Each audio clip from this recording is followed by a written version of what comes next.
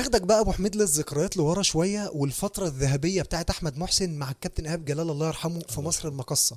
ان انتوا تاخدوا مصر المقصه من فريق صاعد للدوري الممتاز، ان هو يرجع يلعب دوري ابطال افريقيا، كانت نقله كبيره قوي للنادي ولطموح النادي والاداره النادي. طبعا. تفاصيل الفتره دي ايه بقى؟ لا كان انجاز يا احمد، كان انجاز، كان يعني فخر، لسه انجاز بنعتز بيه لحد دلوقتي. يعني لما حد يتكلم في الكوره معايا بره اهلي وزمالك اقول له انت خدت تاني دوري. بمثابه دوري بالنسبه بسبب الدوري مقصه بياخد تاني دوري، يعني بيعدي الزمالك وبيراميدز واسماعيلي ومصري واتحاد، بياخد تاني دوري بعد الاهلي. فرق بيننا وبين الاهلي 6 نقط. كنا احنا راكبين الدوري، راكبين الاهلي لحد اخر 4 ماتشات، وقعنا فيهم ماتشين الدوري راح الاهلي راح واخد الدوري. فاهم الفكره؟ وكسبانين السنه دي اهلي وزمالك رايح جاي، وماسكين الفرق كلها معذبينها يا احمد. الاهلي واخد مننا 3 والزمالك 3 وكانوا بيدافعوا ومرعوا بيه. الجيل الذهبي بتاعنا انت فاهم، كانت عصر مقصه مع كابتن ايهاب جلال الله يرحمه. لا كان عامل انجاز تاريخي بالمقصه. كان جمهور يا احمد في الفيوم الاستاد مليان. الاستاد الفيوم ده كنا بنروح نسافر نلعب ماتشاتنا في استاد الفيوم اللي على ارضنا. اي فرقه هناك كانت بتيجي تاكل 3 4 وتمشي ايا كانت يمين. يعني عملتوا مع الاهلي هناك 3، الزمالك 3 في الفيوم، الاهلي كان 3 والزمالك 3. لا والله. والله 3-2 و3-1. ما فيش فرقه يا احمد خسرتش مننا بالثلاثه في السيزون ده. سموحه كلا 4، بتروجيت كلا 4، كل الفرق اللي كانت بتجينا الفيوم كانت بتاكل 3 4 وتمشي تروح. وفضلنا راكبين الدوري، خد بالك من اول الدوري اخر 4 ماتشات الاهلي. وكنتوا بتقولوا لبعض يا ابو حميد؟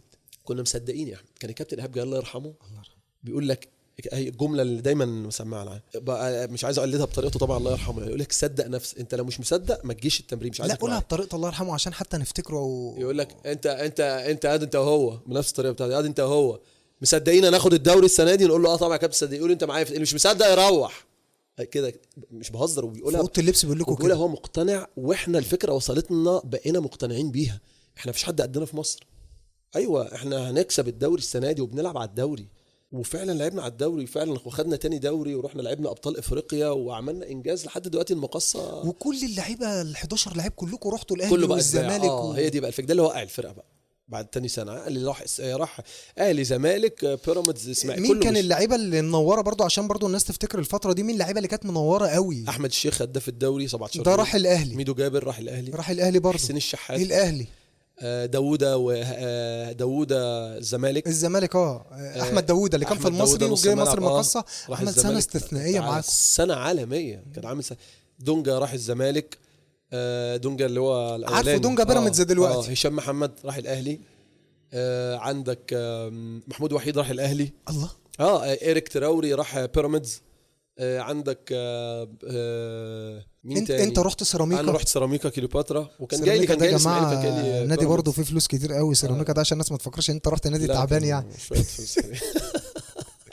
يعني كلكم كانوا صفقه سيراميكا اشترونا ب 25 مليون جنيه، 3-4 ايه؟ لعيبه اشترونا ب 25 مليون جنيه وقتها. ده كان رقم مش انا لوحدي، انا و3 لعيبه يعني. انت ومين بقى؟ انا ومحمد ابراهيم وتوني.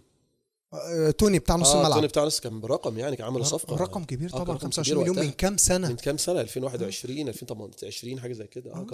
كان رقم ده كان الدولار ساعتها ب 15 جنيه، كان لسه ب 15 جنيه. يعني دلوقتي اللي اضربه مثلا في 4. لا كان رقم ب 100 مليون لو حاليا 100 مليون. 100 مليون جنيه. فبنوا بينا عملوا فرقه بينا على طول. هم برضه اذكياء سيراميكا يعني. قال لك بدل ما نقعد نشتري هات جايبين 4 لعيبه جاهزين اساس جاهزين، بنوا عليهم الفرقه. الكابتن ايهاب الله يرحمه لا يعوض يا احمد. لا طبعا فنيا وشخصيه الله يرحمه يعني. لا كان شخصيه جميله، وكانت كل الناس بتحبه.